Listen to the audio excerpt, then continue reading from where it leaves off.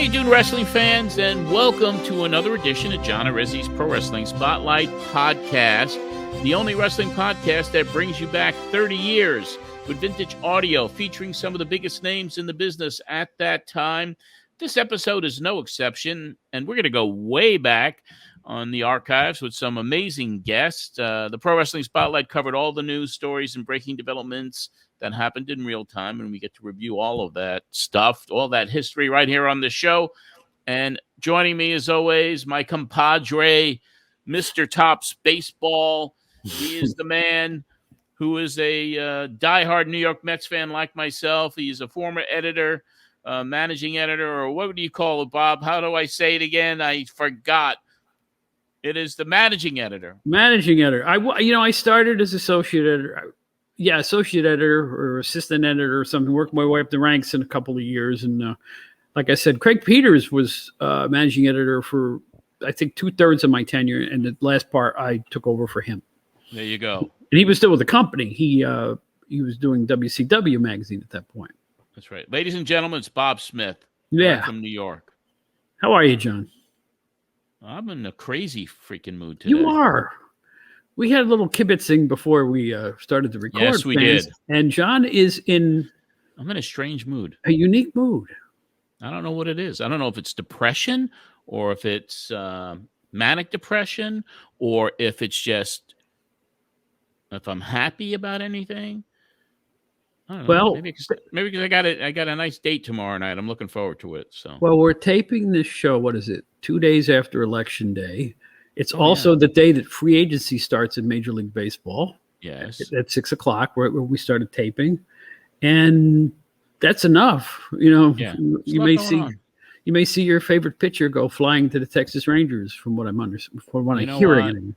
If it's meant to be, it's meant to be. We got Cookie Carrasco back for another year. We picked up his option today. The Mets did. So. And who doesn't like cookies? I mean, really. Hey, man, Cookie's great, man. And we got Edwin Diaz and Daniel Vogelback. Option was picked up. So, hey, the Mets are on a roll. What are we going to say? I think it'll be a great offseason for them. And whether they bring back Nimmo, DeGrom, I don't know.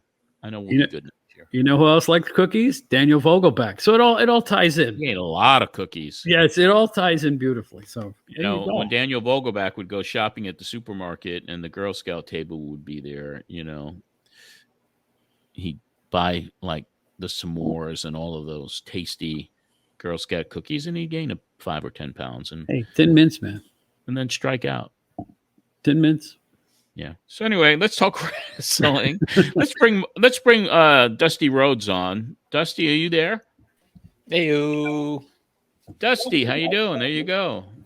Marsh is wearing that Dusty Rhodes shirt. Where'd you get that at Wrestling Tees, or where do you get that one? Yeah, a while back I used to be subscribed to the mystery box. They did. Yeah, you told us that you had about 400 Wrestling T-shirts in your closet. I'd have to count. The other thing is I've fluctuated in weight, so sometimes I use that as an excuse. Like, this doesn't fit anymore. I need a new one. So. Oh, you mean you have like when you're heavier, you have the bigger size, and then when you're lighter, you have the smaller size. Yeah. So I got a bunch. I used to do that a lot. I had like clothes that would be from eras that would be decades, and clothes that and then by the time if you could fit into them again, I mean, then it's like this shit is so old. Yeah. Why would I even wear this? It's not accurate anymore. T-shirts always determine when you gain weight or lose it. Yeah. Hey, I couldn't fit in this before, or geez, I got to take a few off. It's always a T-shirt that tells. Yeah. You wear the same underwear and everything else, It's just. I do have one shirt that I actually still have that I really like. It was a shirt that Tony Soprano wore on The Sopranos, James Gandolfini, and I got it, and it was 1990. It was like the first season of the show. It was like the 1999 or something. I bought it, or 2000 or whatever it was, and I still have it, and I wear it still. It's a nice shirt. It's good for the fall. It's not like one that looks like a shirt they wore, a replica. It's like the one that they wore while filming. It was like the same designer. It was the same shirt that he actually wore on the show. Yeah, That's awesome. Yeah, and I have one that what's his name wore too, Bobby Bacala. So, do you have a pork store to go hang out in front of, or anything like that? In pork Tennessee? Store, yeah. No, well, no. I'm just, Well, barbecue place. I do have Porky's. Okay, all right. Porky's is here. Yeah. A couple pizzerias. That's a good idea, actually. Maybe I could set up a table and put my books for sale outside Porky's. Or start a pork store with a book. Yeah. I kind of wish that the Power Twins were on right now because I feel like they'd have a field day with this. Oh, you know what they did today? I mean, because I posted those. I told you about the gas. I paid 29 cents a gallon for gas today. Yeah. And I posted it on Facebook because I was so proud of myself. I mean, $6.50 to fill up my Tahoe, 21 and a half gallons. And so I posted the picture. And, of course, one of the Power Twins replied to it. And what did you spend in snacks? $50? Subtle. They are not subtle, my friend. No, they're not. It's the nuance, is what it is. Yeah. They're so awfully unfunny that they're hilarious. I can't. Yes. You know what I'm saying? They're not funny at all, but they're a scream. Yeah. It's a magic. It is. It's magic in a way because they make you want to hate them, but you love them. Yeah. Well, they just got back from slaughtering a lot of animals wherever they went hunting. So. Welcome back, Power Twins, and thank you for the comment today on my Facebook page. It's greatly appreciated. Fantastic. So anyway, guys, I mean, before we get into the festivities today, I do want to talk about our sponsor, and that's Curable. And I know that you gentlemen have both received your sample packages of product from Curable.com, and they are a sponsor here, and they do have a very wide selection of CBD products that are designed. A lot of them are designed to help with pain relief, muscle relief. Those are the ones that I use. And they have partnered with local farmers to source the very best unique hemp genetics in order to provide you with products high in CBD. And Marsh, this is a subject that you know a lot of. And Bob, I know you just got your first package, so any initial comments from both of you gentlemen? Well, this is going to sound goofy, but I'm not goofy. I'm not being goofy at all. I have a doggie. I just adopted a new doggie, 4-year-old. What's the name? Bella. It's Bella. I think it's a American Eskimo Pomeranian mix, which sounds funny, but she's a little ball of affection but a little hyper, Mm-hmm. So at the day before we adopt Bella, the boxes came that I contacted you to let you know that the CBD products came. And we immediately, the next day, gave her one of the chewies. They have these little dog chewies. And not only does I think it works, she loves them. I don't know if it calms her down or what, but she asks for them if she smells them. And that's a good start with a new dog. You never know what they're going to eat, Right. And obviously you don't want to overfeed a product like that, but as the occasional, it's a calming effect. It's a calming effect, and it's just what we need. Let me tell you right now. Pee on the carpet. Here we go. That comes part and parcel with young little puppies that come into the house. That's an unexpected thing. I didn't even know they made pet products, but they make a bunch of pet products. If you go to their website and check it out, it's kind of amazing. And they make. Marsh and I were talking before the show. Such a varied selection of products for various either maladies or just general helpful. Stress relief, calming effects. CBD has all of these unique qualities about it. And Marsh, I think you're actually drinking a cup of Curable tea. I'm having even the antioxidant tea. So it's like, it's not because there's another one I have that's like you said for calming or relaxation or something like that. But this one's got spearmint in it along with the CBD, and so it's meant as an antioxidant. So I'm having that right now. Before we even filmed, I had put some of the hand salve on, the muscle cream. I left it over there. I'd hold it up too. But I work a lot of physical side gigs, like I do stagehand work. And a couple of weeks ago, I did one, and I think I banged my finger because my pinky had been hurting for a couple of weeks. And I didn't think anything of it. And finally, I was like, why am I walking by this salve and at least not putting it on? And I put it on last night, and the pain and swelling went down right away. Like, it was awesome. So I'm really pleased with it. A lot of great products that they have. And if you go to curable.com, that's KURIBL.com, you could take 20% off your order with the promo code PWS. I checked the code out earlier today. It works fine. So that 20% gets taken off your order, and you can just go there to curable.com and check out the products you need. I use it primarily for the pain relief with my neck, with my back, with my knees at 65 years old. It's keeping me kind of pain-free in the evenings, which I really need that stuff. And but anyway, I would highly recommend it. Kurt Angle uses it. Medusa does in the wrestling business. There's probably more to come. It's a great way to manage pain.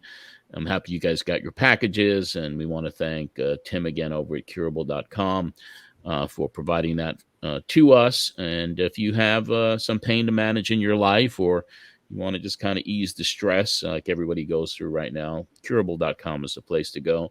Curable.com, KURIBL.com. Use that promo code.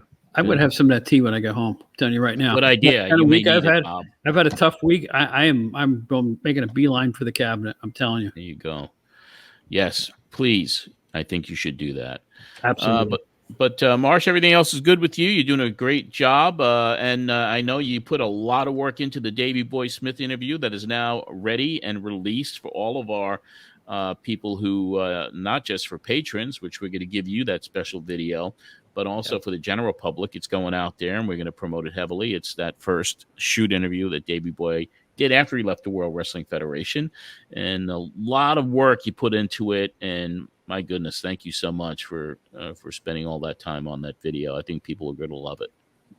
Yeah, it was a lot of work, a lot more than I anticipated, but just listening to it over and over again, it is pretty remarkable how open he does get with a lot of that stuff, especially his first shoot interview after leaving. This was right after he left, right after SummerSlam 92. And it's fully unedited. It's just start to finish, no edits. It's the complete interview. Absolutely complete. I even kept your countdown, and I even kept in the after interview where you're getting him to cut you a promo. It's as unedited as it gets. I think it's awesome. Cool. Great peak. Excellent. Well, I thank you so much, and you'll be on standby, of course, as always, in case we screw it up here and make a mistake and a historical fact or a little tidbit that you want to throw in. We always have you there watching us. Marsh is watching at all times. Thank you, guys. Thank you. All right. Does a hell of a job. And by the way, folks, our podcast listeners, if you're so inclined, give the YouTube a try. It looks great. It sounds awesome. We're really thrilled with the response we've gotten to it. And every time I look at it, my eyes bug out because I'm like, wow, Marsh is doing a job on that thing.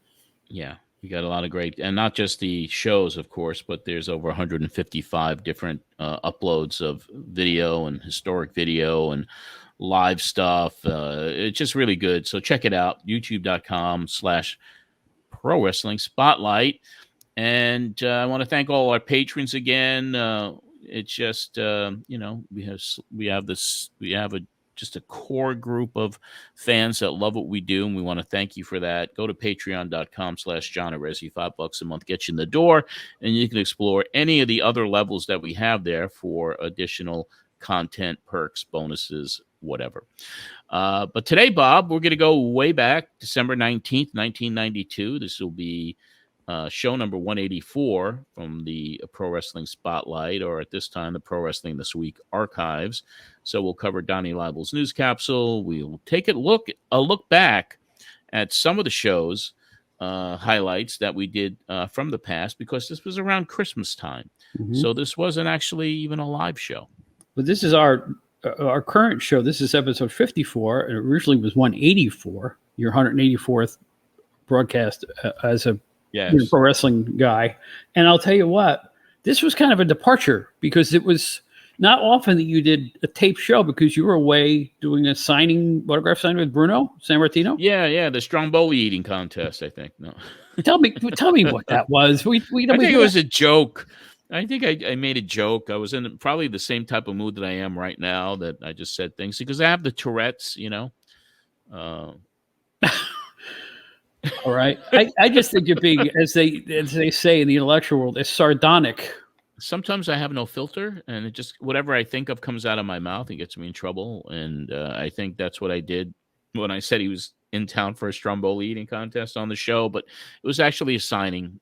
It was actually an autograph signing, and I was there and had a table, and so I was not in the studio. So we recorded this and we put highlights in, and so that's what the fans are going to get. In our day.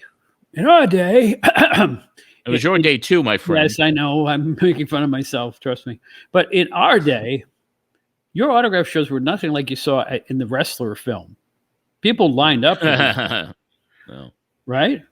That's People correct. lined up. Yeah. Massive crowds at some of these events. I mean, a couple that I attended, I remember I think I went to one of yours. I don't remember which one it was because I knew the guy who was. I didn't get an autograph or anything, but I actually knew the wrestler and I knew you, so I wanted to stop by. And then I went to one with Hacksaw Duggan in Manhattan. I don't know where he was signing. Oh, he was signing for some record chain or something. I think wasn't a lumber company. No, I don't know. You get like a 2x4. No, it was some kind of a retailer. And I stood in line like everybody else. And he didn't know I worked for PWI, and I had to take a picture of him.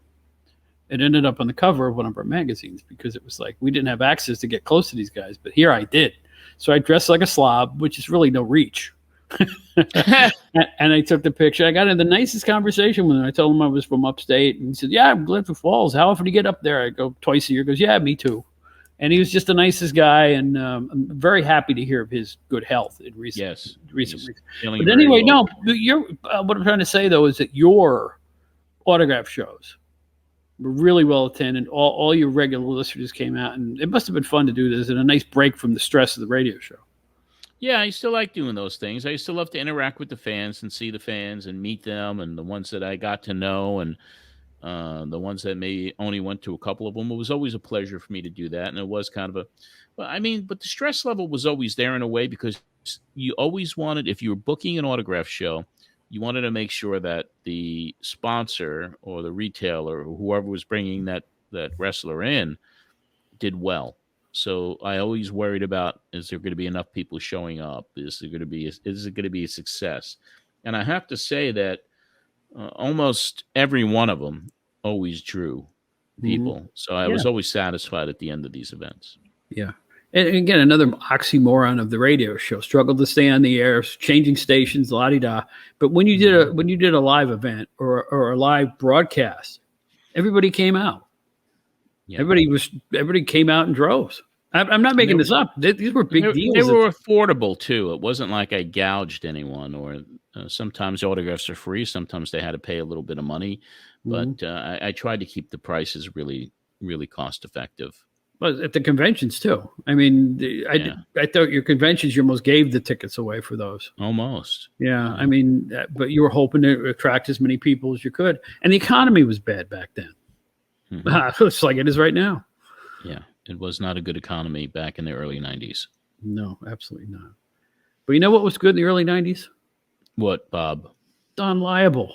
Oh, he's always good. He's a bug, I tell you. He's a bug. He is a bug. What a great guy. Yeah, and he is the walking, living, breathing wrestling encyclopedia, as we always refer to him. And we call this the time capsule because we're going to go back 30 years. Yes. Find out the hot news. And there's some real juicy stuff on this one. Yeah, he's got a full report. You want to go to it? Yes. Let's go. Morning, everybody, and welcome. The capsule starts off, of course, with the World Wrestling Federation taking center spotlight. Nails has been fired by the World Wrestling Federation. Now, reports have it that after a disagreement with WWF President Vince McMahon Jr., at this past week's TV tapings, Nails landed a couple of punches on his boss, and I don't mean the big boss man, thus the dismissal. Now, no other details are available at this time, so we'll keep in touch with that one. Also, this past Monday in Green Bay and in Tuesday in Milwaukee, the WWF held its television tapings and several new faces debuted. As was expected, the Steiner brothers, Rick and Scott, were on hand. Their first night of matches in Green Bay, reports have it, the brothers received a lukewarm response from the audience. But in Milwaukee, the following night, they reportedly were greeted with a little more enthusiasm from the fans. Johnny Boy Smith, who last wrestled out of Calgary, Canada, saw ring duty as well. Now, Smith formerly teamed with the Dynamite Kid. 3 notable angles were shot by the promotion. First, Razor Ramon attacked Owen Hart in what is believed to hopefully increase interest in Ramon's upcoming match with Bret Hart for the WWF Championship on the Royal Rumble card next month. Now, this is the first time that Owen and Bret, being brothers, is turning into a headline item by the WWF brass. And Doink the Clown finally had his first match before defeating Virgil. It was Crush who fell victim to Doink's heel pranks. Now, when extending a hand in friendship to Crush, when accepted, you guessed it, the old rubber hand trick was played out. Doink knocked the big Hawaiian out, and he had to be stretchered from ringside. The Kamala turn watch is still on. Once again, Harvey Whippleman and Kimchi slapped the Ugandan, with Reverend Slick coming on the scene, taking interest in him, of course, to change his ways for the better. Add these contests to the Royal Rumble. According to the Pro Wrestling Torch, it'll be Bam Bam Bigelow opposing the Big Boss Man. Terry Taylor will tangle with Max Moon. And as we said last week, Shawn Michaels puts his Intercontinental title strap on the line against his former partner Marty Jannetty. And the Steiners are booked against the Beverly Brothers. Well, turning to World Championship Wrestling news, lots happening there as well. Now more than ever, Paulie Dangerously's days with WCW appear to be coming to an end.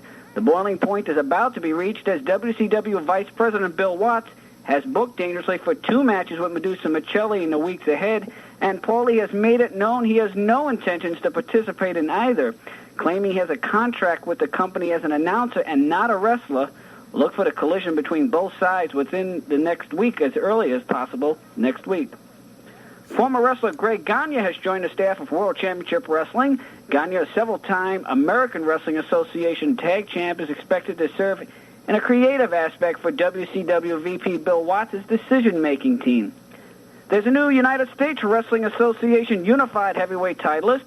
When TV viewers were watching Jerry the King Lawler debut on December 7th during the WWS primetime show, taped earlier, live and in person in Memphis' Mid-South Coliseum, Coco Beware applied the outlawed pile driver on the King to strip him of the championship.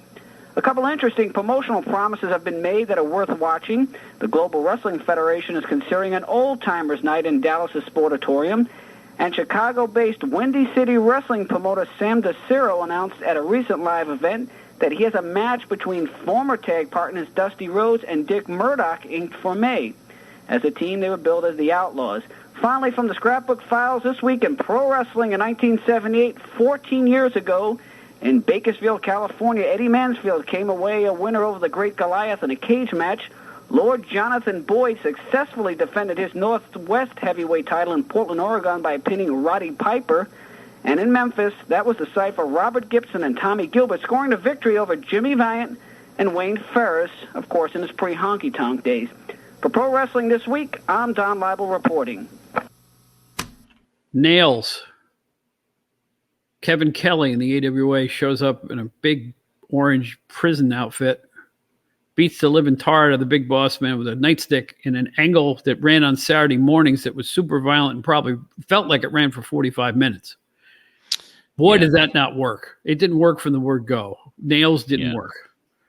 No, it was not. But you know, the guy was menacing looking. He did look really. He looked like a psychotic in a lot of ways. Oh, sure he did. And they gave this super modulated voice. It wasn't really his voice. They doctored his voice on interviews and stuff like that. Yeah, they did, like a horror movie in a lot of ways. But that heat between him and McMahon was festering for a while. And of course, later on, when McMahon was on trial by the federal government in 1994, one of the witnesses against Vince was Nails. And that was... there's a lot of speculation on what was going on between them, what the heat was all about. There are some things that we can't even repeat on the show that were allegations or innuendo. But, yeah, that was an ugly one. And the fact that they had come to blows as a shoot backstage was pretty interesting. This report by Donnie, there was a lot of meat here. Not just an Nails thing, but the Steiner brothers debuting in the WWF. Mm-hmm. Doink the Clown, or Matt Bourne, having his first match. And the Paul Lee stuff, too, which we're going to get to on future episodes because Donnie was right on the money. Paul Lee's time was coming to a rapid end with Bill Watts and WCW. And he gets terminated the week of January, the week before January 16th, because we're going to bring him on January the 16th show. And that topic is Paulie getting fired. So that's something for us to all look forward to when we play that show. And it was a good, very, very packed report. And once again, want to mention to everybody, this was a tape show. It wasn't a live show, so there's no callers. And then we go back and we start really looking back at some of the biggest news stories in 1992. Can I hit one more thing from Donnie's report? Sure. We were falling off our chairs at the PWI offices when it was announced that Greg Gagne was joining WCW. Yeah. And when people were complaining that Bill Watts was too old school, who did they bring in but Greg Gagne, who worked for the biggest old school promoter you could ever think of? Yeah. I thought he did well there. I thought the stuff that I knew that he was behind was some pretty good old school, good action bouts. You know, you'd expect that from Greg Gagne. But he was a little more modern than his father was, I think. I think in terms of his sensibility he saw the business changing, I think, a little more than Vern did, that's for sure. How did you react? And he had a full head of hair too. Well, he did. Okay. Well, how did you do you remember this? Did Greg Gagne into WCW? It didn't even sound right. To be honest with you, I didn't remember too much about it. I remember when the announcement was made, and I thought it was odd because I didn't think he was a good fit, especially for the reasons that you mentioned. But no, I don't remember that much about what he was booking or how he was helping behind the scenes. I just remember sitting at my desk going, that feels funny. Yeah. What are they doing? I mean, people wanted it to be more modern or flashy like WWF, but here you've got Eric Watts, good grief, Bill Watts and Greg Gagne. I mean, that's the very definition of old school wrestling right there. That's correct. What can I tell you? Those were weird times in 1991, 1992. Oh, it was a crazy year. Well, anyway, as you were saying, John, this is our Christmas show and a look back. And the first thing we're going to look back at is we're going to touch again on an interview, which I thought was awesome with, you mentioned him before, Wayne Ferris, the Honky Tonk Man. Yes. Yeah, we certainly have this look back, and Honky Tonk Man was a part of it. But, for everybody out there who wants to hear this complete show, it's on patreon.com/John Arezzi, because other things that we go over, we have the Christmas messages, because we're getting closer to Christmas, the week before Christmas. So Christmas messages from Johnny Valiant, British Bulldog, a lot of ads, the LNS comic stuff, Farming the Lanes were really heavily promoting the appearance of Davey Boy Smith and Jim the Anvil Neidhart. That would be the day after Christmas. And then, the first part of this, before we got to the Honky Tonk Man interview, was the setup and the review of the David Schultz and Billy Superstar Graham interview that took place January 5th, 1992, our first show at WEVD at the time. And that was explosive. So we're not going to play any clips from that one. But if you want to hear that interview, I mean, just go to the Patreon and hear it, or you could go back in the archives because we did play it. And if you're a Patreon member, you could hear it. And if you're a listener to the podcast, just go back to that January 5th, 1992 episode. And you will hear some explosive stuff that comes out of the mouths of both Billy Graham and Dr. D. David Schultz. Man, that's an understatement. That may have been, in fact, something that particular show was like, you and I had done a show on that one. That particular show was just about as fiery and revealing as any show you ever did during your original run as a radio host. Yeah. I mean, it was explosive stuff. I mean, all the sheets were like all over that. I know that was, and the New York Post. Yeah, backstage story on it, a feature on it. Yeah, Muchnick went to town on that one. Yeah, and that's what really predicated all these other national TV appearances that I was making, and it kind of really segued and led into the Donahue show, where I had all of these people in the studio. I mean, it just really, this was kind of the beginning of that scandal-ridden riddled early part of 1992, where the first quarter of 92 was so earth-shattering and so filled with scandals and bad national press for the wrestling business. And also, that was during the time I was working with with Vince Russo, and that really caused our split up as well in March of 92. So, yeah, if you want to go back in history and kind of relive the catalyst for a lot of that stuff was that David Schultz and Billy Graham interview that you can hear in the complete show, which is on Patreon. Yeah, by all means, check that out and check out all the shows from that scandal era. I mean, the one where you have everybody in the world in the studio at the same time, Bruno Sammartino and Meltzer and on and on and on. The list went. Barrio. It just a high watermark for the show that still managed to make your stomach churn, right? I mean, it was like you weren't here to bash the business.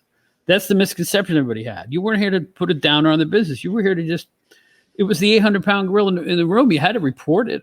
We were all trying to find out what happened. And there was only one side being talked about because the company that was allegedly involved in all of these scandals would never give their viewpoint until Donahue. That's when Vince came on. That's right. But as we mentioned, another guy who opened right up for you was Wayne Ferris, the Honky Tonk Man, in a really fun interview. It covered so many different topics, John. Yeah, it did. Yeah, this was part of when I was on the Wrestling Insiders, and some of that show was blacked out and not aired in New York on WEVD. But we have this interview with him today, and I think people will really enjoy it because he gets really inside with us as well. Yeah, and our little clip here has been beautifully sweetened by our Marsh, our friend, because the original broadcast had a little bit of interstational fuzziness to it. Intergalactic interference. Yes, noise. And he did a great job sweetening this. So I'm anxious to hear it again because this is going to be fun with the Honky Tonk Man. What we're going to play right now for you is an interview that you've never heard before, the fans here in the New York market as well. This interview was blacked out here in the New York market. A couple of weeks during the summer, I hosted a national radio talk show called the Wrestling Insiders. I had the Honky Tonk Man as one of my guests, and he talks about why he was banished from the WWF, in his opinion, some conspiracies in his mind that went on in that company, why he left there, and also talked about ironically, the Jerry Lawler situation in the USWA, just then starting to get in bed with the WWF, so to speak. So without further ado, here's the Honky Tonk Man from the Wrestling Insiders program from the summer. Back with the Wrestling Insiders and our special guest, the Honky Tonk Man. Honky, you there? Yes. You know, John, I didn't get to finish the story a while ago about the conspiracy when I went over to the television department. And it's my belief, and I'll probably go to my last breath of air that I breathe on this earth, I'll believe that either Bobby Heenan, Pat Patterson, or Bruce Pritchard, or all three of them, or a combination of the three, had something to do with the Honky Tonk Man leaving the WWF. Bruce Pritchard was in charge of me. He was in charge of booking me for the TV, in charge of the tickets. So, you know, a lot of the weight swings to him. Bobby Heenan does not really want anybody to get close to Vince or get a grip in that TV over there because that's his little baby over there that he takes care of, and he'll do anything to protect himself there. If you don't believe me, ask Lucis Johnny Valiant. And why I say Pat Patterson is because Patterson never, ever liked me, and they all knew that if I didn't get my transportation, then the Honky Tonk Man won't show up. It's like doing your show tonight, John. If somebody hadn't called me, told me about it, what time everything was, you'd never hear from me. Mm-hmm. And they knew that. They knew that if I didn't have my tickets, Honky Tonk Man wouldn't show up. So that's how they did it to me. Of course, Pritchard is gone now. He was Brother Love there. And right. Heenan's still a mainstay. And Pat Patterson gone because of all the sex scandals that took place earlier this year. A lot of people say Patterson is still has his hand in there somewhere behind the scenes. Any thoughts on that? Well, my own personal opinion is, of course. And I think we're all entitled to our opinion. You know, I'm not quoting it or saying it's a fact, but I would have to, if I had to stick my neck out there and venture to say something in my own personal opinion, I would have to say that Pat Patterson is still around somewhere in some form or shape in the WWF, getting some kind of paycheck. Mm-hmm. He said a lot more in that interview too, John. He was just open like a book, man. He was just letting it out. He was one of those guys that I always loved bringing on the show because he had no filter. He would just say what was in his head and give his thoughts and opinions. And that was always it was always fun to bring him on because he was always very true to his insider comments, beliefs, and it always made entertaining radio. That's for sure. And like you say, it's all available on the Patreon page and all of his appearances there. And he was on several, right? Several shows. Yeah. He, obviously in the shows of the future, we haven't posted yet. And I think he comes back for a few more times, but kind of ironic on that interview as well, because he talked so much about Lawler. And now, of course, Lawler working with the WWF then. And so good stuff from Honky Tonk Man for sure. And then we had another commercial break after that. Christmas message from Terry Funk. I talk about the fact that I was at the Bruno appearance, so this was a tape show, so don't call in. And the appearance was at St. Mary in the Snow. Wait. I think it was St. Mary of the Snow. Oh, yeah, I was going to say of the Snow. Either that or it was snowing out. Which was it? No, I think it's called St. Mary of the Snow. It's a church, right? Yes, it is in Greenpoint, Brooklyn. Right. And then we promoted the autograph session at the bowling alleys, 2 bowling alleys, actually, Comac Lanes, Farmingdale Lanes, with Davey Boy Smith and Jim the Anvil Neidhart. And then we go to something, another little clip that we pulled from the archives on this show from 30 years ago. From that bastion of entertainment, ladies and gentlemen, Scores. Yes. Oh, I love Scores. In New York City. Oh, you do you? I did, yeah, back then. Yeah. Yeah, well, it was. You're right. When this show was taped, Scores was kind of getting started. They were in their initial stages, as it were, and it was then an entertaining place. A few years later, they just doggone exploded, and it was a hot ticket in New York City every night of the week for a myriad of reasons, and I think you all know what those reasons are. They had great steaks. Yep. Oh no, the calamari, man. The calamari. I'm actually serious about the food. The food was really the food good. Was tremendous. Oh, the calamari was. I had a calamari plate there. I couldn't stop eating it. It was awesome. And of course, the eye candy was better. The entertainment, folks. The entertainment. Yes. Famous female entertainers, and I will say this for Scores. They had famous dancers there. I mean, people that you saw in Playboy and Penthouse and R-rated movies, and just actresses, and ran the gamut. International stars in that genre, as it were. And they were a massive success in New York City at this time. But one of the early massive successes was when you got in there with all of these stars. Look at this list of people you brought for a very, how do I put this? Unique show. This was a unique live event with Missy Hyatt and Jason Hervey, then wrestling's fun couple of the time, right? Oh, the Lightning Kid starting his career with a bang, Sean Waltman, who fans later know as the 1-2-3 Kid, and Alex Marvez, who everybody knows from AEW now, but back then was really a crusading wrestling journalist in the newspaper world. Yeah, and he had his own bulletin that he was coming out with, but yeah, Alex definitely a great journalist at the time, and of course with Lightning Kid, his very first appearance on the show, and Missy and Jason just causing havoc and saying all kinds of nonsense. But it was a time where Scores was promoting itself as a sports bar as well, before all the good stuff started happening there. So we do have some, pretty entertaining clip from that live remote. Now, the Pro Wrestling Spotlight and Pro Wrestling this week, we're not all serious news. We have a lot of fun on occasion here at the program as well. We're going to play a segment now that took place earlier this summer when we were on WEVD, a live remote broadcast from Score Sports Bar in Manhattan, when we had Missy Hyatt, Jason Hervey from the 1D Years. The Lightning Kid was also present, Alex Marvez of then the 3 Count Newsletter and the Miami Herald. And in this particular segment that we're going to play for you, we brought up woman's name, and Missy Hyatt just had a total lack of recall when it recalls to her relationship with woman in NWA WCW. We talked about a couple other things. That was right before she was scheduled to take on Medusa in that big bikini contest. You'll get a couple of laughs out of this segment right now. Reservations. That's our next bus trip, Sunday afternoon, June 28th. Go ahead, Missy. And for $1, women will ride with you to Connecticut or wherever. I'll talk about her in a second. Is there like a situation there, a friendly competition, a little bit jealousy? Did you get along with her when she was with WCW? I don't even. When was she with WCW? I just disconnected her. When was she there? The woman you're talking about. I don't even remember that. Was she really there? Are you kidding? Huh? Didn't you take her shopping at the Steiners at Robin Green? Really? I don't even remember that. Typical Seminole, may I add? Yeah, that's right. Okay. I don't recall.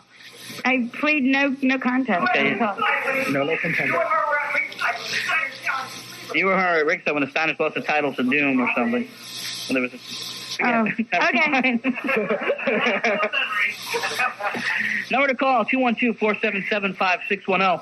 Any questions for anybody in here, for any of our guests? Go right ahead. Are you intimidated by Medusa's martial arts ability? Question for our listeners listening on the radio. Are you intimidated by Medusa's martial arts ability? No. Well, I mean, why should I? I mean, I'm not going to let her get close enough to touch me or anything like that. She's going to lose the bikini contest, and she's probably going to go off and cry somewhere if she can cry some manly tears. Okay, any other questions from the folks here at Scores? Yes. Yeah, when we're doing like ever take it to the ring and fight it out. Are you crazy? Would you get in the ring with Medusa? I tell you, there's a table of guys over here that have not had dates in like 10 years because they're like whooping up for Medusa over here. No, there's no way I would get in the ring with her. Ask Gordon Kazari about getting into a conflict with Medusa, right? Yeah, where is he? Is he out of the hospital? He was at the he was at the deal today at the bowling alley. Was he? Yeah. So he was out of the hospital. He was in that guy that was like in a neck brace and in a wheelchair and everything, was he? No. Okay. Anybody else in here before we go back to the phones? Yes. How many more years? I'm sorry. I'm just going to repeat for our listeners at home. How many years do you plan on staying in wrestling before you hang it up? Well, I've been in almost 7. I say maybe a couple of more, and then it's time to just hang out in Hollywood with my babe Jason and. Well, you guys are trying to do some stuff out in Hollywood now. This past Friday, before you came in, you did something for Circus of the Stars, I understand, right? Well, yeah, I tried out for Circus of Network Stars. I had to get up and swing on a trapeze. So, yeah, it was kind of scary. I don't know if you people heard that, but in case there's some kid listeners, never mind. But, no, yeah, I would like to do that. I would like to do like that and just some other things. And as we talked about on the Christmas show, someone asked about maybe a possible partner Wonder Years. Anything like that happening? Yeah, I wish. Missy, you know you can have a part on there anytime you want. Oh, well, thank you, sweetie. Let's go. Missy Hyatt still waiting for that appearance on the Wonder Years. As of today's date, December 19th. I wonder why she never was on the show. I mean, why not? Why wouldn't she be on it? Yeah. Or did she? Maybe casting didn't see a good fit for her. Yeah. That was a family show, Bob. Apparently she was a good fit for Jason Hervey. For a while. Yeah. Quite the item. Quite the item, yes. They were a very interesting couple because he was short in stature. Yes. And she was... that's probably what... Statuesque. Taller. It's probably why... she never got casted. It wouldn't have worked as a love thing, I don't think. Oh, it's absolutely funny. It's not. funny. They were lovers in real life, but that wouldn't have worked in the theme of the show, which was and he was playing a high school. He was playing a high school kid. Yeah, obviously, unless they put her in the role as a teacher, and then it could have been some really good, interesting. Hot for teacher episode that would have worked. Yeah, like a Van Halen video. Yeah, I should have been casting. It's more blast from the past, fans. The 88 Hot for Teacher Van Halen song. So exactly, that was always one of my favorites. Anyway, as we continue on with our look back on this episode of Pro Wrestling Spotlight that aired on December the 19th, 1992, we also start playing some of the highlights of some of our early and favorite Cactus Jack episodes. So in this particular segment that we're going to play, I believe it was right around the time where I took the elbow from Cactus, and it was also clips that talked about his surprise call-in after Beach Blast 92. We also played clips of his very first appearance on the show. So there was a lot of different Captain Jack, Get your high tonight. I know, that was one of my favorite Philly Ghost songs.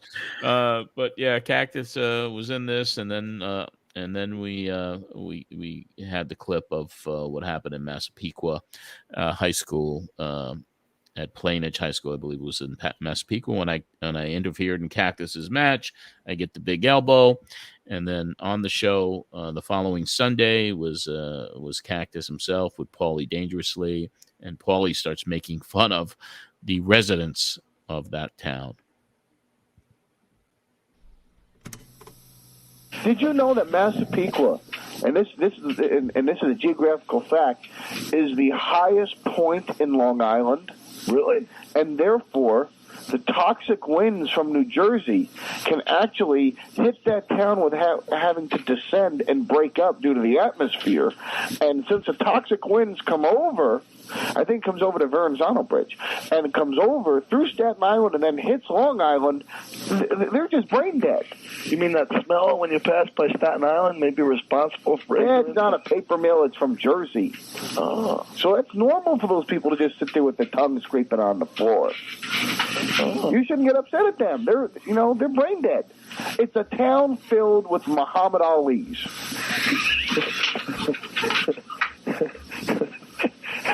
No, you know what? I mean, it's been something of a revelation. I mean, here I am. John said that the tension was in the air at the autograph show, but I said I'd be there, and I was. I appreciate that. But I really, when I woke up this morning, John, I don't think I'd forgotten about you. Like I said, I got to suffer the rest of my life. Every time I kiss my beautiful wife, I got to think of you. That's sickening. That's the kind of thing that makes men... I mean, there may not be no children because of you, John. I got a suggestion for you, Jack. What, Paul? I would break up with her, take the ring back, leave, then come back later on in the day and repropose. And then you don't have to think of this guy anymore. And plus, absence makes the heart grow fonder. So you might even appreciate her more the second time around. And we wouldn't have to think of John? You won't have to think of John anymore. That's something to think about. Sunny Beach is calling in here. I guess. Folks, I don't want to sound like a commercial.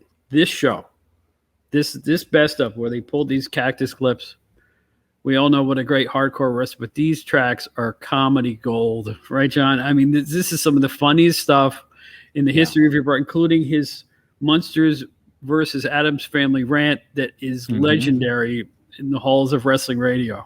I rest my case.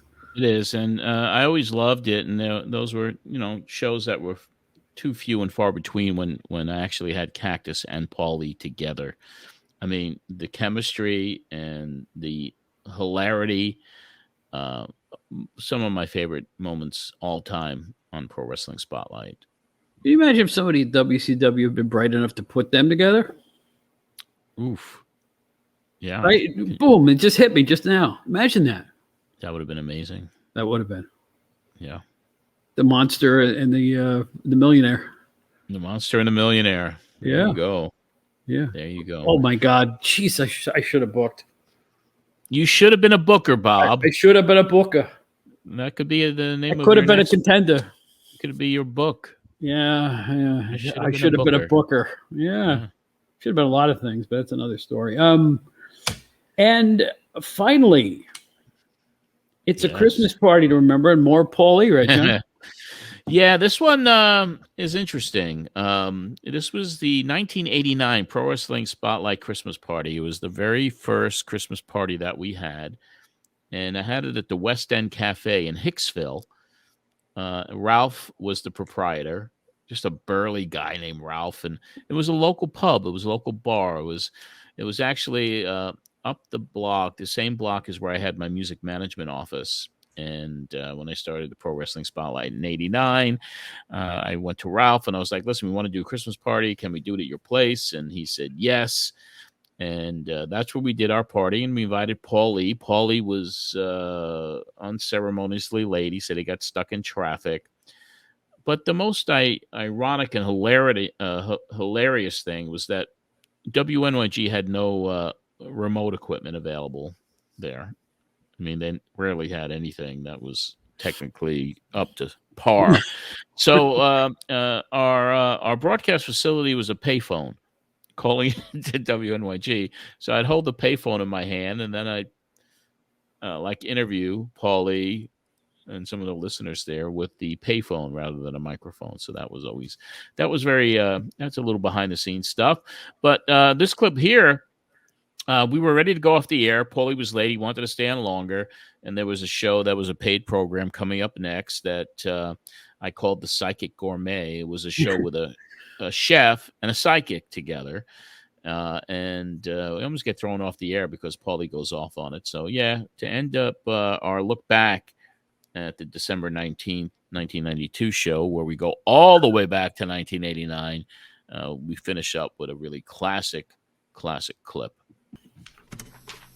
I guess we're in the Christmas spirit. About our first Christmas here doing this program, we had a live remote at a sports bar in Hicksville, and Paulie Dangerously was there with us. We're going to play the ending moments of that live remote where we almost got thrown off the air, and I think you'll enjoy this. So check it out right now. Paulie Dangerously at our 1989 Pro Wrestling Christmas Party. What happened? Well, it's good observations there. It's definitely going to be some great wrestling upcoming into the decade of 1990. You have great wrestlers that are emerging. Also, one last thing. Great managers. Of course, great managers, and we're sitting next to one of the best wrestling managers in the history of the sport right over here, right next to me. Maybe. Of course, I'm giving you a compliment, Paulie. That doesn't happen very much. You mean me? Yes, I do. Oh, I agree then. Okay. All right. What we want to do is we want to thank you. How you doing on Nutrisystem? Oh, can't you tell? Doing pretty good. You're supposed to gain or lose. All right, that's about it here at the Pro Wrestling Spotlight now. Are we going off the air now? Yeah, we have about another 2 minutes to go. Well, how come we don't go on until 7?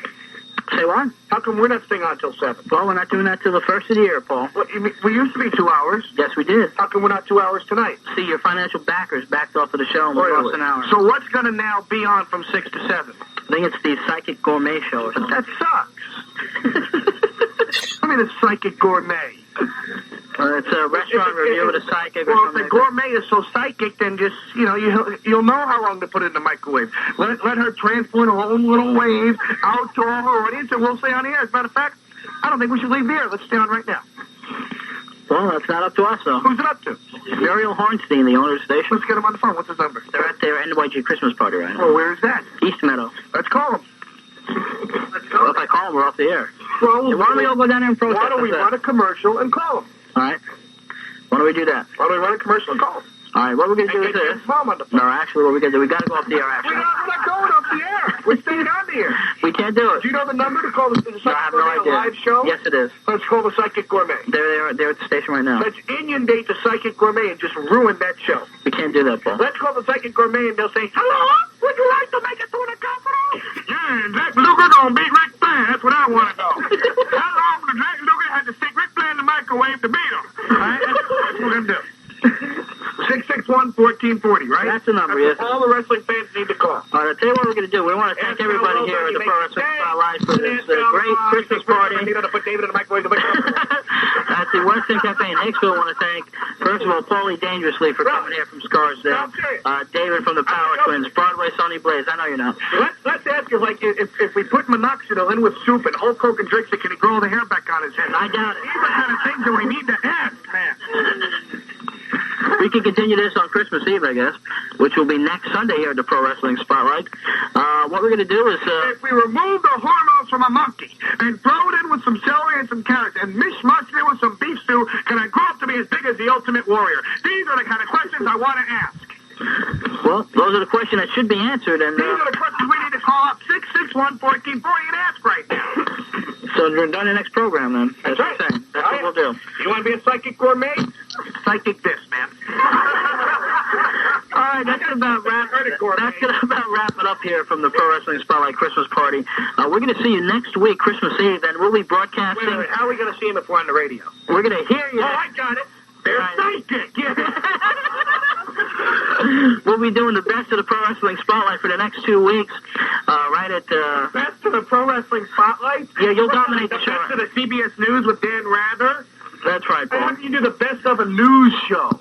I don't know. The best of the news. Hey, John. Well, we'll have interviews, of course, next week with Terry Funk, Paulie Dangerously, Bruno Sammartino, and, of course... That ought to be an interesting interview. Doggone it, hello?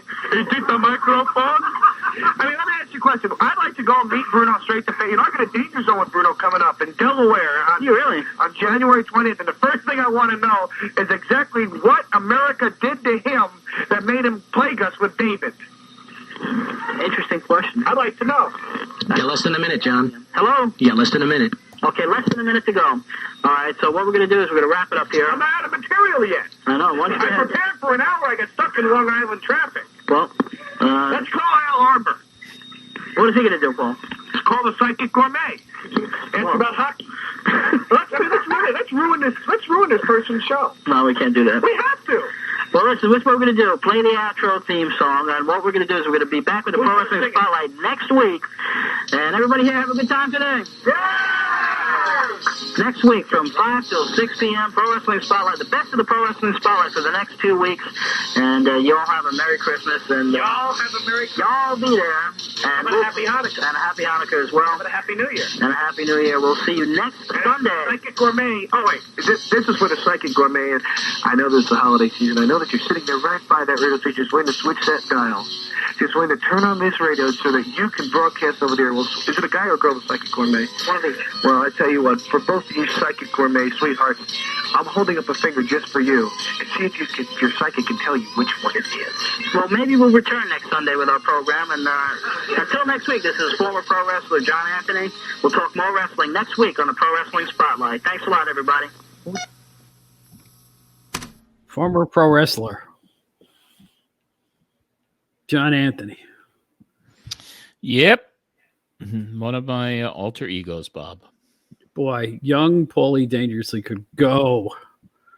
Can't get a word in edgewise. It's amazing. He just takes over. But it was a good thing. Some people, he's like a Robin Williams. When he took over and everything, he just kept going and going. You didn't want him to stop. You just wanted him to keep going and keep going. Nobody liked him. I wish we had another hour. I mean, because he showed up really late. I think he showed up 45 minutes into the broadcast. So that was it was a great ending for that show, that Christmas show at the West End Cafe in Long Island, and it was a lot of fun to just kind of reminisce and take a look back at that. Here's the fun thing that Patreon members can do too. That was from one show. All these Cactus Jack. You made me say it, Captain Jack. Captain Jack will get you high tonight. No. Well, I'm in Long Island, Billy Joel, you know. But all these clips are from separate shows, and you can find them all in their entirety on the Patreon page. And I think that would be a fun thing to do, because I'll tell you what, these are some hilarious. If it says Cactus Jack on the show or Paulie's Dangerously, don't miss it, because they're just two of a kind. They're unreal. Yeah, there's 184 shows up there on our Patreon account, all the complete shows. So, I mean, if you want to really go back into the archives, $5 a month gets you in the door there, and you can hear all of this great, classic, historic, vintage audio on the Pro Wrestling Spotlight. And I tell you, I mean, because we as we were talking about before we went on the air today, I pulled really the next 3 months of shows, and we are really going to be chock full of wonderful shows and a look back as we head into the year of 1993. And we have Jesse Ventura coming up. We have when Paulie was fired from WCW. We have a show that we do live from Philadelphia. We cover Andre the Giant's death. Eric Bischoff makes an appearance on the show. I think that was his first appearance. Yeah, that was from February 6, 1993.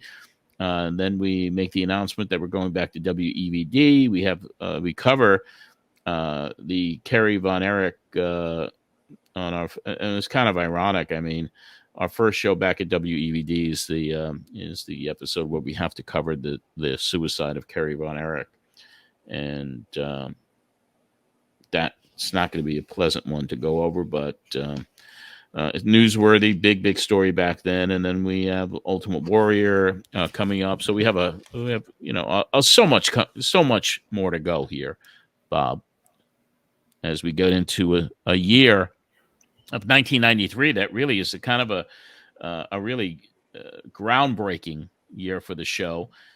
As I get into promoting, I get into the AAA coming in. I get into promoting the Southeast Asia tour for IWAS, the Wrestling Federation I founded. So we got a really good year, even though we're only November 10th here as we tape this show. All of this stuff coming up, it's going to lead to a lot of entertaining podcasts for us. Boy, you're bringing me back to my PWI days too, with just that list that you just read, because the Von Erichs as a whole throughout that whole period, it just got worse and worse and worse. To the point where it almost became so absurd, so unbelievable.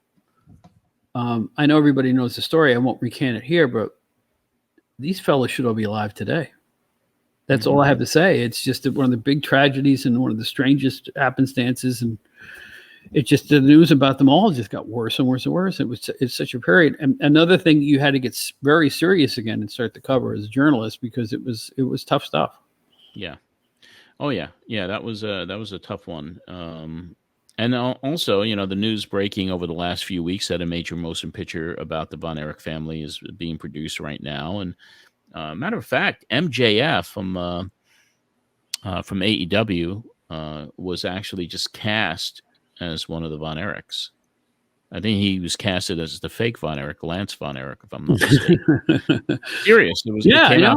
I know. So that's a story that just will not go away. One of the most really sad stories in the history of pro wrestling is that Von Erich family. It really was. Yeah. But anyway, Bob, good one. Marsh, I hope that you did a great job with pulling these clips and picking out some really cool highlights for this look back.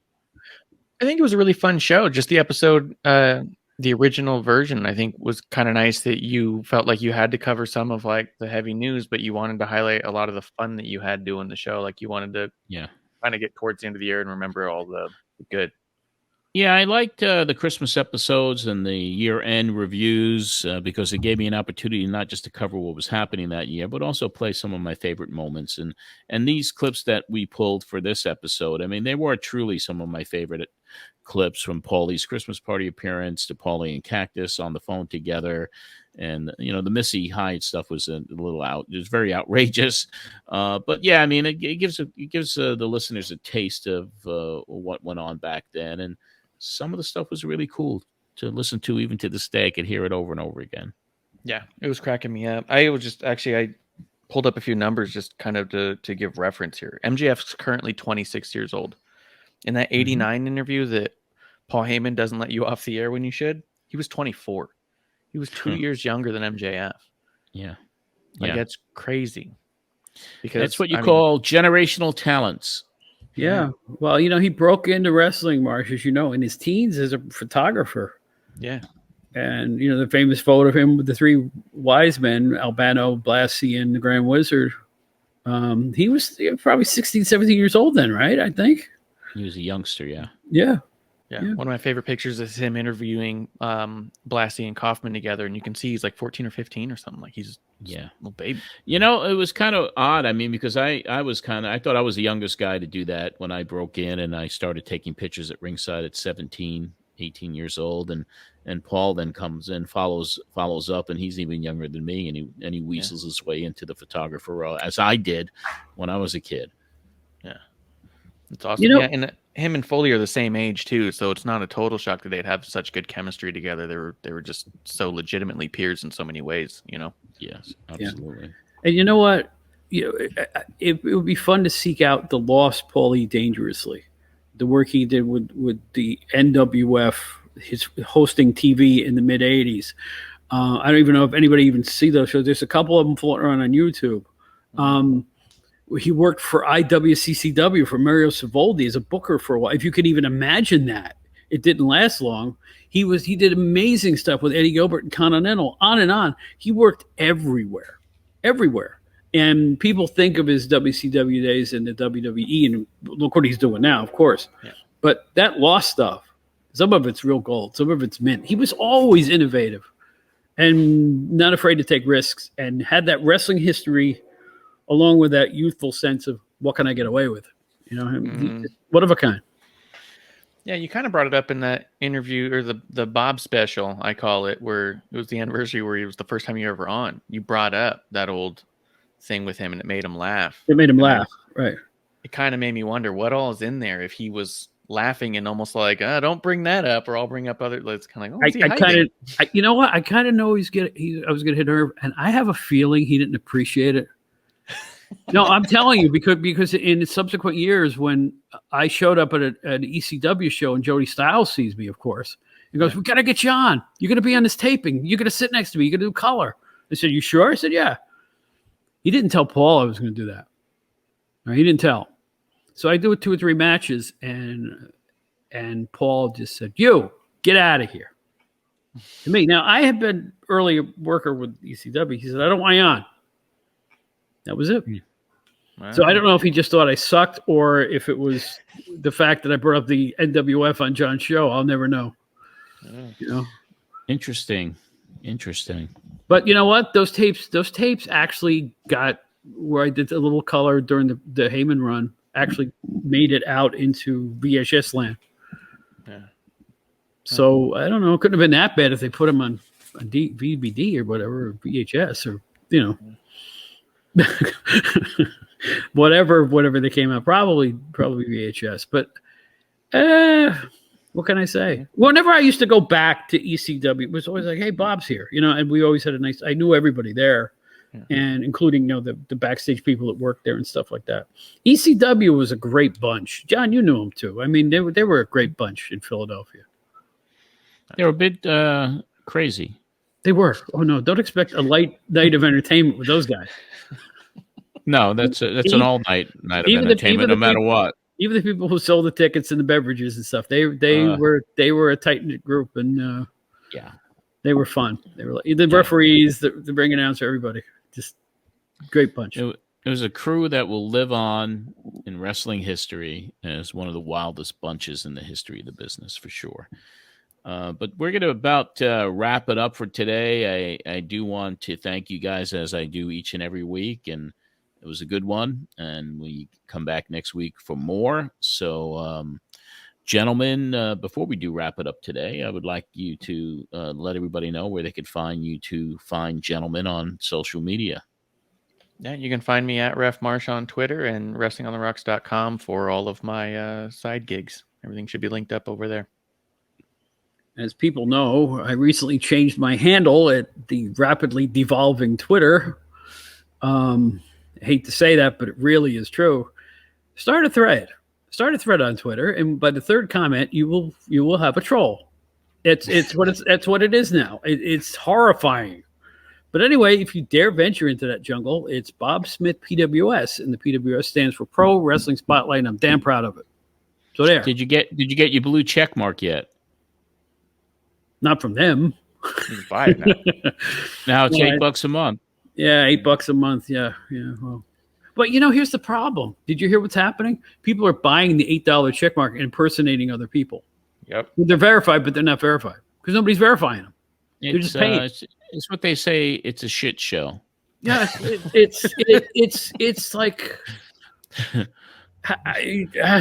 Well, you know what? And Zuckerberg and Facebook and the Meta universe or whatever, they just laid off 11,000 people the other day. Well, there's the thing. People think that social media makes money hand over fist. I got news. It doesn't. And they're struggling. When you're trying to invent a whole new universe that's virtual reality, and you're putting billions of dollars into creating your own universe, which is what the metaverse is. I mean, they sell the software. You put the hat on, the helmet, the goggles on, and the controllers, and you actually create your own avatar into this virtual world.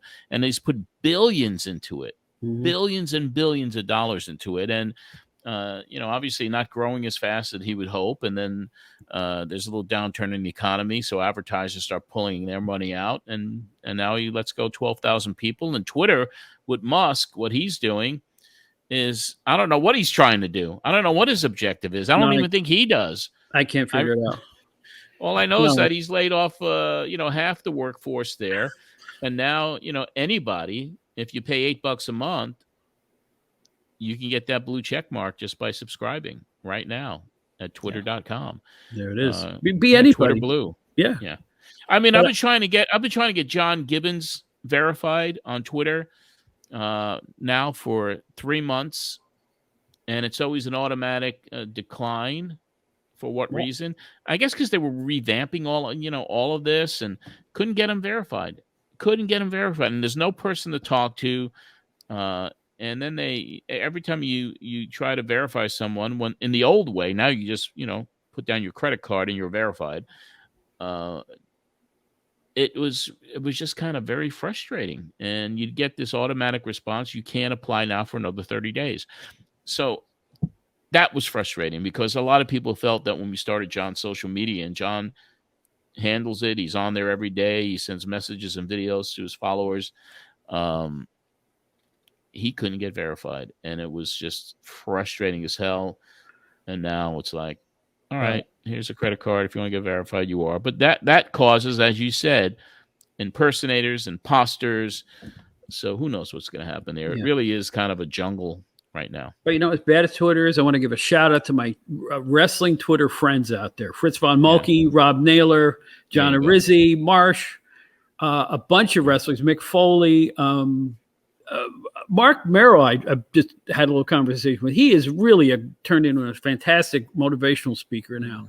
And doing a lot of good, a lot of legitimate good. He has got great things to say to people, and on the list goes. And there's so many I can't even name them. The guys at Wrestler Weekly who have had me on their show, fantastic. There's some really knowledgeable. There's some guys who post wrestling videos. You don't even know where they got them. Stuff from the 70s and 60s. Where they get this stuff? Fantastic. Twitter's wrestling crowd is okay. Yeah, there's good stuff there, and there's a lot of craziness that's taken place over the last few weeks. And you can find John Arezzi there, and Marsh too. And you can find at John Gibbons too, at John Gibbons 05. Speaking of John, the podcast, if you are a baseball fan, if you want to hear about the inside stuff of baseball, just listen to the Gibby Show with John Gibbons and I. And we had a really good one this week. We brought on Jordan Romano, which was the closer for the Toronto Blue Jays this year, and other great guests are coming up, and so I'm having a lot of fun with that. So if you want to check it out, just go find it. It's called The Gibby Show, and my other podcast is Matt Memories at Madison Square Garden, and you can find that everywhere as well. That goes back and covers the history of pro wrestling with the WWF from Madison Square Garden, from the first show I went to in 1991. And we do a new show there every single month. That'll wrap up this edition of John Arezzi's Pro Wrestling Spotlight. You can join the private group at facebook.com/Pro Wrestling Spotlight Podcast. Our public page to share history is facebook.com, John Arezzi's Memories. There's a private group there as well. And, of course, YouTube, the channel that Marsh is doing a tremendous job at with the clips that he's editing and putting up there. That is youtube.com/Pro Pro Wrestling Spotlight. So please subscribe to the channel now if you can. You can follow me on Twitter at John Arezzi, Instagram at John Arezzi as well. And that's going to about wrap it up. We want to thank Bob Smith and Marsh, and thanks to our Patreon executive producers, Anthony Pyrus and Joe Holloway, and for all the patrons for your support helping with the production costs for this show. Until next week, when we relive more history with you, this is John Arezzi for the Pro Wrestling Spotlight.